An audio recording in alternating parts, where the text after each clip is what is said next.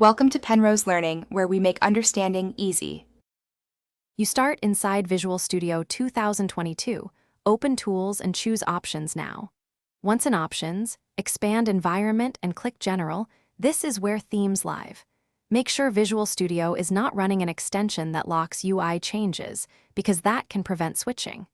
You'll find a color theme drop-down near the top. Selecting it begins the change immediately.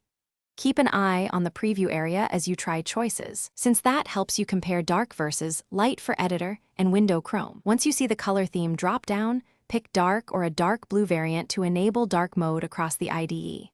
After selection, click Apply, then OK so settings are stored. Some components update instantly, while others may need a restart.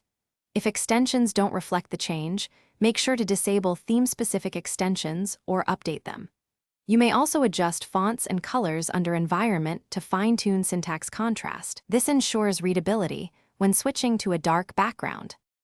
To finalize, restart Visual Studio so every window and extension adopts the dark theme consistently.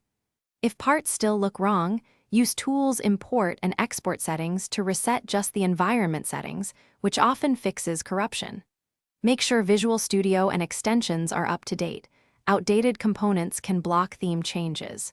If problems persist, clear the component cache or run devenv/setup. These steps rebuild UI resources and usually resolve stubborn theme or color inconsistencies. Thanks for watching. If this was helpful, leave a like and consider subscribing. See you next time.